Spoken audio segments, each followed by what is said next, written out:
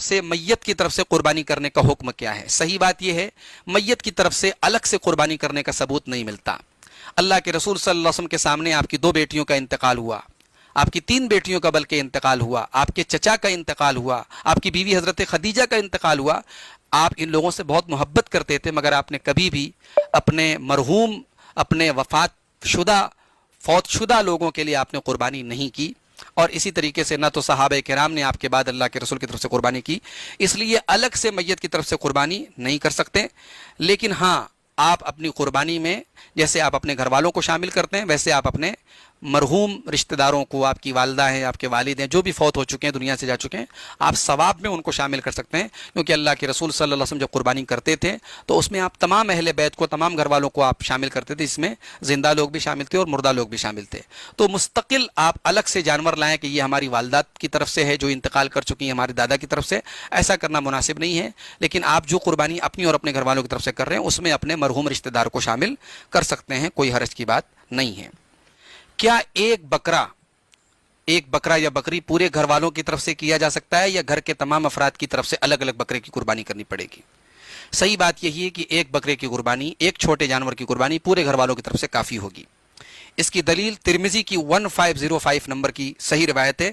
حضرت عطا ابن یسار کہتے ہیں کہ میں نے حضرت ابو ایوب الانصاری سے پوچھا کہ کیف کانت الضحایا علی عہد رسول اللہ صلی اللہ علیہ وسلم، اللہ کے رسول صلی اللہ علیہ وسلم کے زمانے میں قربانی کیسی ہوتی تھی؟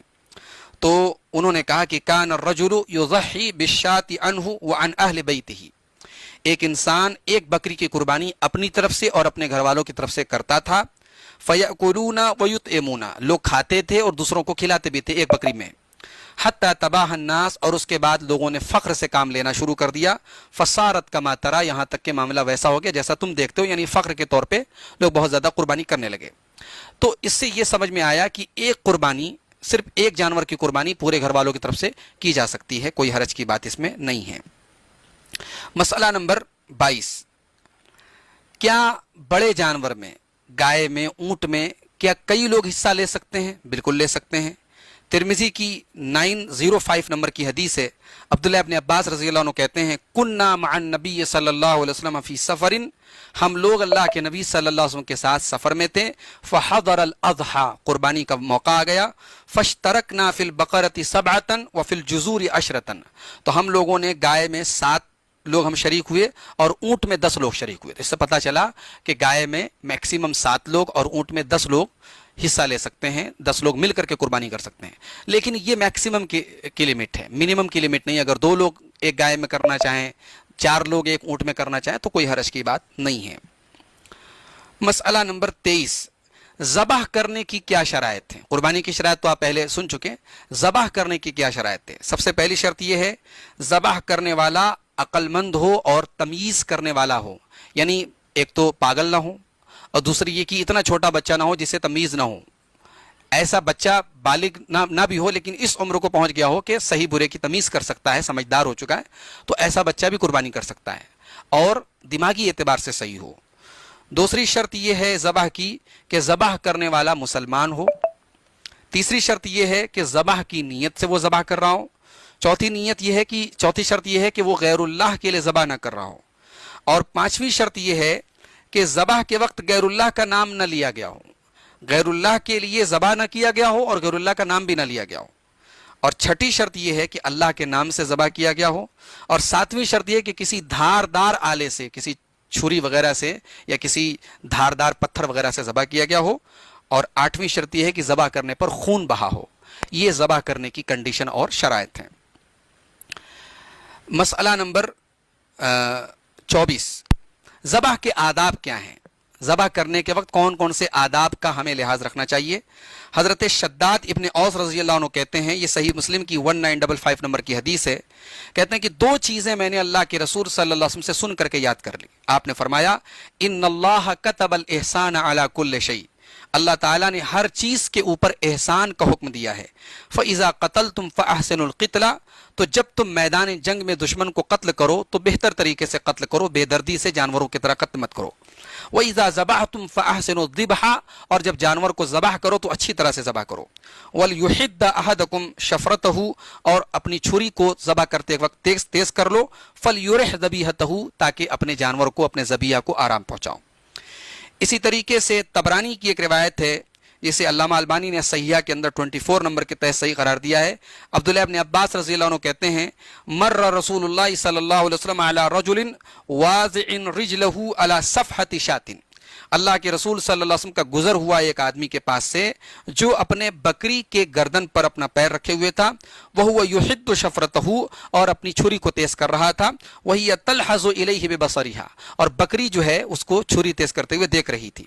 فقال، تو اللہ کے رسول نے فرمایا افلا قبل ھذا، یہ کام تم نے پہلے کیوں نہیں کر لیا؟ اتريد ان تمیتھا موتتین، کیا تم اسے دو موت دینا چاہتے ہو؟ اس سے پتہ چلا کہ چھری کو تیز کرنے کا معاملہ یہ جانور کے سامنے نہ کیا جائے، اسے پہلے سے دہشت زدہ اور خوف زدہ نہ کیا جائے، اسے تکلیف دے دے کے نہ مارا جائے، صحیح طریقے سے ذبح کیا جائے، آرام دے کے ذبح کیا جائے. مسئلہ نمبر 25، کیا کوئی عورت ذبح کر سکتی ہے، اپنی قربانی کر سکتی ہے؟ بالکل کر سکتی ہے. صحیح بخاری کی 5505 نمبر کی حدیث ہے. حضرت معاذ ابن سعد یا حضرت سعد ابن معاذ کہتے ہیں کہ حضرت کعب ابن مالک کی ایک لونڈی تھی، کانت ترعى غنما بسلعین، جو سلع پہاڑی کے پاس بکریوں کو چرایا کرتی تھی. فاصیب شاۃ منہا، تو اس میں سے ایک بکری جو ہے وہ بیمار ہو گئی یا بھیڑیا وغیرہ نے اس کو کاٹ لیا. فادرکتھا، اور اس بکری کی موت کا ٹائم آ گیا. فذبحتھا بحجر، تو اس لونڈی نے ایک پتھر کے ذریعے اس بکری کو ذبح کیا. فسئل النبی صلی اللہ علیہ وسلم، تو اللہ کے نبی سے پوچھا گیا. فقال کلوھا، تو اللہ کے رسول نے فرمایا کہ اس کو کھا سکتے ہو. اس حدیث سے اہل علم نے یہ استدلال کیا ہے کہ عورت جو ہے وہ ذبح بھی کر سکتی ہے اور قربانی بھی کر سکتی ہے. مسئلہ نمبر 26، قربانی کے گوشت کو کیا کریں؟ کیا پورا قربانی کا گوشت صدقہ کر دیا جائے، پورا کھا لیا جائے، پورا رشتہ داروں کو دے دیا جائے، کیا کیا جائے؟ اللہ تعالیٰ نے سورہ حج کی آیت نمبر 28 میں فرمایا فَكُلُوا مِنْهَا وَأَطْعِمُوا الْبَائِسَ الْفَقِيرَ، قربانی کا گوشت خود بھی کھاؤ اور جو غریب محتاج ہیں ان کو بھی کھلاؤ. سورہ حج کی آیت نمبر 36 میں اللہ نے فرمایا فَكُلُوا مِنْهَا وَأَطْعِمُوا الْقَانِيَ وَالْمُعْتَرَ، قربانی کا گوشت خود کھاؤ اور غریب اور محتاج کو کھلاؤ. صحیح مسلم کی 19673 نمبر کی حدیث کے اندر اللہ کے رسول نے فرمایا کُلُوا وَادَّخِرُوا وَتَصَدَّقُوا، کھاؤ، ذخیرہ کرو اور صدقہ کرو. تو شریعت نے کوئی لمیٹیشن نہیں کی ہے، کوئی آپ کو پابند نہیں بنایا ہے کہ آپ اتنا کھائیں، اتنا بانٹیں، اتنا غریبوں کو دیں. آپ اپنی ثوابدید اپنے حساب سے پورا کھا لیں، پورا بانٹ دیں، آپ کو کوئی حرج کی بات نہیں ہے. بعض اہل علم نے یعنی یہ بتایا ہے قربانی کے گوشت کے سلسلے میں کہ اس کے 3 حصے کر لیے جائیں. اگر اس کو ایک حصہ غریب کو دے دیا جائے، ایک حصہ رشتہ داروں کو دے دیا جائے اور ایک حصہ خود کھا لیا جائے تو یہ بہتر ہے. یہ بعض اہل علم نے کہا ہے، لیکن اس پر کوئی دلیل موجود نہیں ہے. لہٰذا اگر کوئی ایسا کر لیتا ہے تو بھی کوئی حرج کی بات نہیں، کوئی نہیں کرتا ہے تو بھی کوئی حرج کی بات نہیں ہے. مسئلہ نمبر 27، کیا کسی غیر مسلم کو قربانی کا گوشت دیا جا سکتا ہے؟ اگر کوئی غیر مسلم مسلمانوں کا دشمن نہیں ہے اور وہ قربانی کا گوشت کھا کر کے شراب وغیرہ نہیں پیتا ہے تو ایسے غیر مسلم کو آپ قربانی کا گوشت دے سکتے ہیں. آپ کے پڑوس میں، آپ کے محلے میں جن سے آپ کا تعلق ہو اور وہ اخلاقی اعتبار سے ٹھیک ٹھاک لوگ ہوں، مسلمانوں کے لیے کوئی فتنے کا سبب نہ ہو، تو ایسے لوگوں کو آپ دے سکتے ہیں. سورہ ممتحنہ کی آیت نمبر 8 میں اللہ تعالیٰ نے فرمایا لا ينهاكم الله عن الذين لم يقاتلوكم في الدين ولم يخرجوكم من دياركم ان تبروهم وتقسطوا اليهم، کہ جو غیر مسلم، جو کفار تمہیں تمہارے گھروں سے نہیں نکالتے، تم پر ظلم نہیں کرتے، تو ان کے ساتھ حسن سلوک کرنے سے اللہ تم کو نہیں روکتا. تو غیر مسلموں کو قربانی کا گوشت دے سکتے ہیں. مسئلہ نمبر 28، قربانی کے چمڑے کا کیا کیا جائے؟ قربانی کے چمڑے کو یعنی کہیں صدقہ اور خیرات کر دیا جائے، اس کو بیچ کر کے اس کی قیمت سے فائدہ اٹھانا جائز نہیں ہے. اللہ کے رسول صلی اللہ علیہ وسلم فرماتے ہیں، صحیح الجامع کی 6118 نمبر کی صحیح روایت ہے، من باع جلد اضحیتہ فلا اضحیۃ لہ، جس نے اپنی قربانی کے جانور کے چمڑے کو بیچ دیا اس کی قربانی نہیں ہوتی. یعنی بیچ کر کے اس کی قیمت سے فائدہ اٹھا رہا ہے، اس کی قربانی ہوتی. اللہ کی راہ میں غربا کو، فقراء کو آپ وہ جو ہے چمڑا دے دیں یا اس کی قیمت ان کو دے دیں، آپ دے سکتے ہیں، اس کی قیمت سے آپ فائدہ نہیں اٹھا سکتے. مسئلہ نمبر 29، کیا قربانی کی جو قصائی ہوتا ہے، جو قربانی کرنے والا ہوتا ہے، کیا اس کو اجرت میں ہم قربانی کا گوشت دے سکتے ہیں؟